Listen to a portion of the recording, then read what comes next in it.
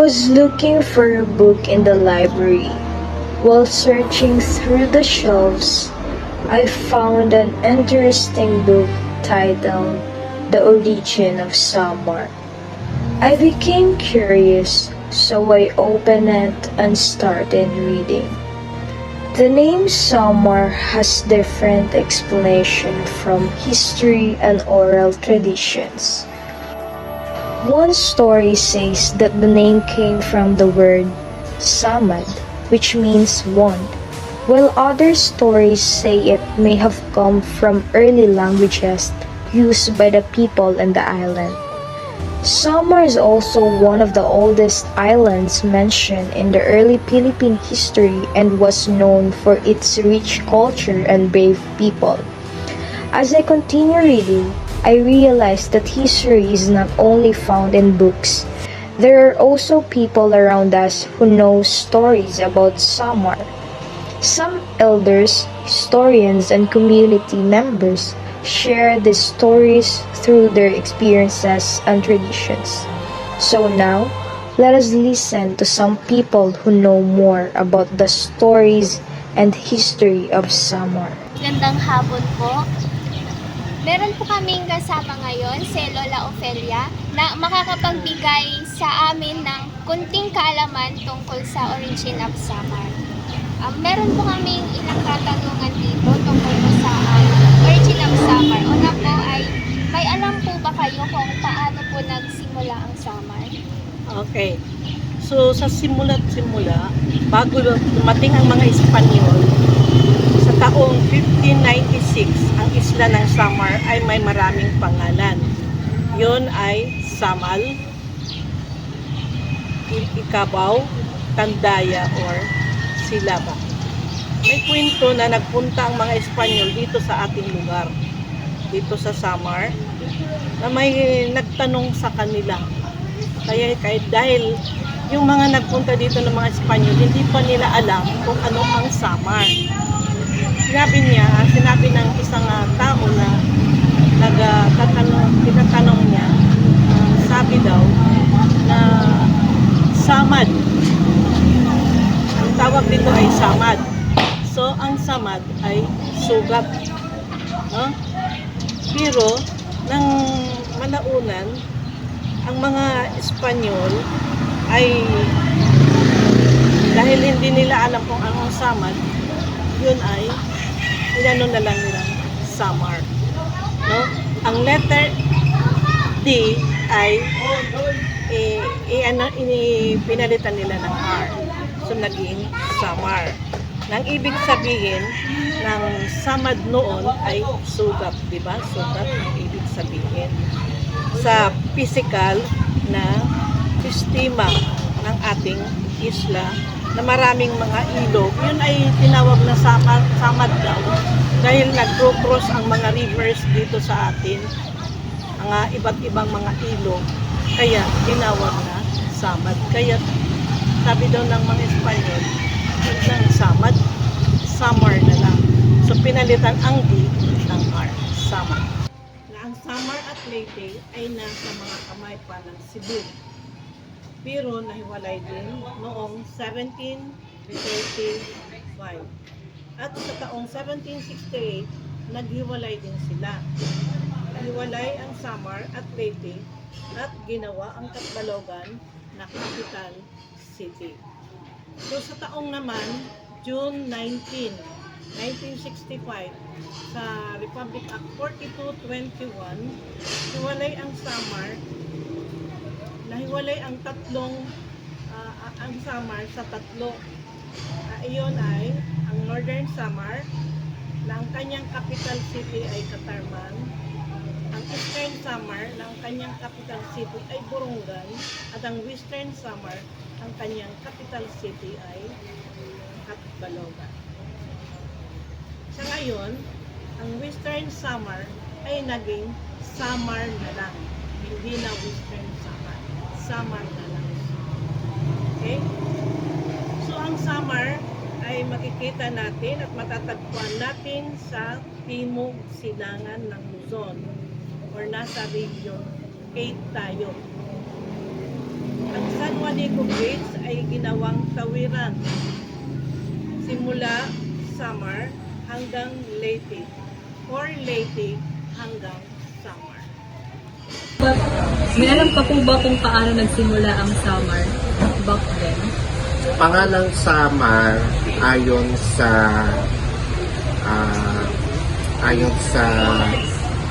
pagkakaalam ko, ito ay nagsimula ng ang mga Kastila na dumayo sa pulo ng Samar ay nagtanong sa mga mamamayan nito, at yung isa sa mga sumagot, akala kasi nila tinuturo ng mga Espanyol yung katawang tubig na nakapaloob ng Samar, kaya kasi yung bodies of water noon tinatawag nilang Samar. So that is why yung napagtanungan sinabi niyang Samar. So from then on, kasi yung mga Espanyol, di ba, kapag banyaga, iba yung pagkakabigkas nila sa salita. It is more on R. So, bali, yung pagkakadinig nila sa Samar ay Samar. So, from then on, yung tinawag nila sa pulo o isla ng Samar ay Samar. Ang klase po ng pamumuhay meron ang mga tao dito sa Samar noon? Simula noon, ang mga pamumuhay ng tao dito ay mostly mga farmers, iba fishermen, no? Fishing talaga ang ano nila. Pagkatapos, mayroon mga white-collar jobs. Dahil marami na tayong mga universities at colleges na nakapag-aral na ang mga mag-aaral sa mga colleges na yun. So dito ay nagkakaroon na ng marami ng professionals, marami ng mga white collar jobs na mga trabaho. Kaya maganda-ganda na rin ang pasok ng ating pamumuhay dito sa Samar hanggang ngayon. Meron ka bang historical records at saka oral tradition dito po sa Samar? As to historical records, wala naman akong gaanong nalalaman tungkol sa talaan ng kasaysayan ng Samar. Ngunit lahat ng mga impormasyon nito ay nakapaloob naman sa mga aklat, lalo na dito sa panlalawigang aklatan ng Samar. Meron tayong mga aklat kung hinggil sa rich cultural heritage ng Samar, lalong-lalo na ang kasaysayan nito. At saka sa kaugalian naman, ako talagang dito ako isininang at dito na rin lumaki. Yung nalalaman ko lang kung ano yung mga paniniwala ng mga nakatatanda. Una, wag daw aawit kung ikaw ay nagluluto sapagkat ikaw daw ay makapag-aasawa ng matanda. At kapag ikaw daw ay magtatapon ng basura sa bintana, magpapasintabi ka para wala daw masamang espiritu na pwedeng mahagisan mo ng basura mo at baka ikaw ay gantihan. Pangatlo, bawal daw maligo kapag tuwing Semana Santa, kung lalo na sa alas 3 ng hapon dahil nakakasama daw ito sa katawan. Sa paniniwala kasi nila, patay na ang puon, so nakakaroon ng chance ang mga masasamang espiritu kung sino mang maliligo. So yun ang mga paniwala nila. Maraming oral tradition na hindi ko na maalala. Ilan lamang ito sa naaalala ko. Marami pa yun. Meron nga silang sinasabi tungkol sa yung kapag magluluto ng bigas, hindi ko na maalala yung sinabi ng mga nakatatanda. Basta as to nakaugalian, nasa oral tradition yan, mostly hindi na nakasulat sa mga aklat, nagpapasa-pasa lamang ito sa kwento-kwento ng mga nakatatanda. Sino-sino po ang mga naunang namuno noon? Ang first governor ng Samar, ng Western Samar noon, ay si Esteban Zon. Yun ay sa Western Samar. Pagkatapos sa Northern Samar naman ay si Irene Balitik. Dahil hindi pa man na-divide ang Samar noon, o hindi pa na. Ang Eastern Samar ay si Victor Amasak. Siya ang unang governor ng Eastern Samar. So sa 1902, si Julio Llorente, siya ang first appointed governor of Samar. And 1903 to 1904, si Segundo Sigson. Yon ang mga namuno noong unang panahon pa na itinatag ang Samar. Meron pa po ba during pre-colonial period dito sa Samar? Pre-colonial period. Ibig sabihin nang wala pa ang mga Kastila o Espanyol.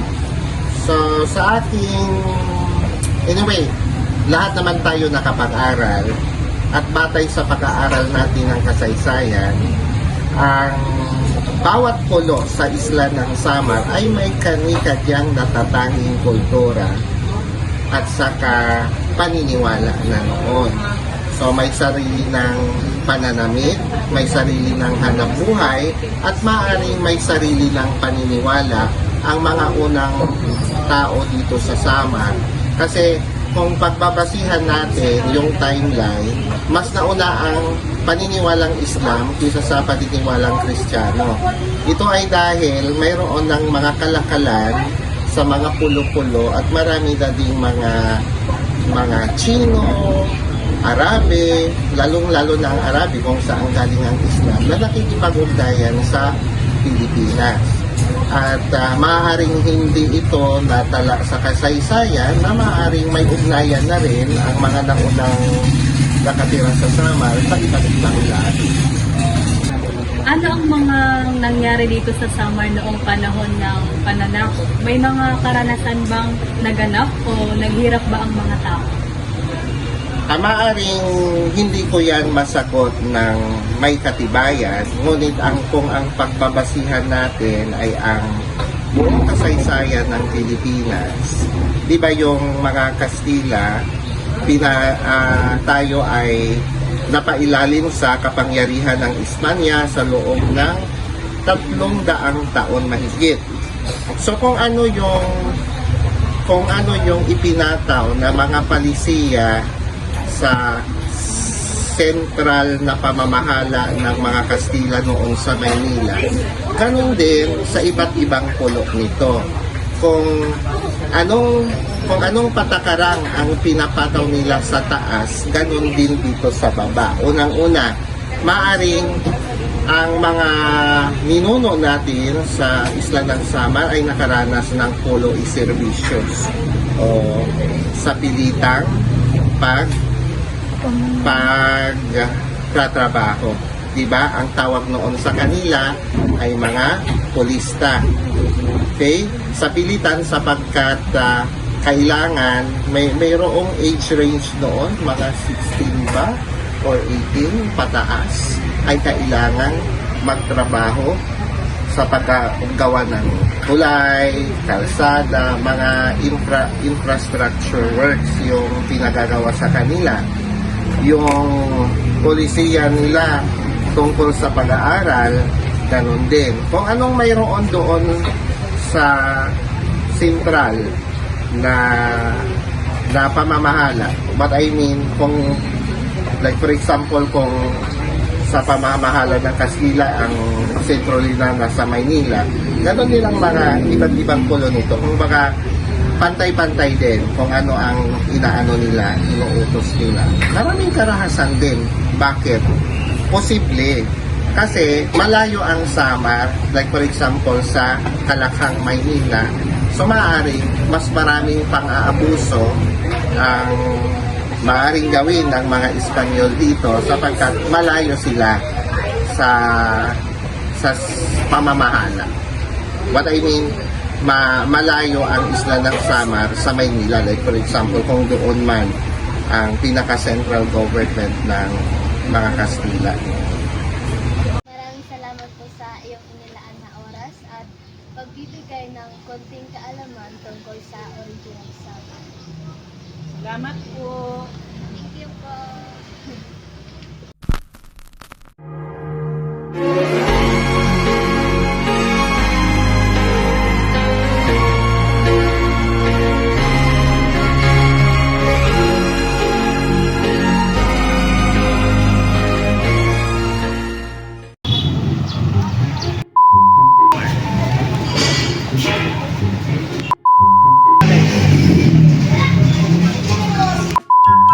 Pag anay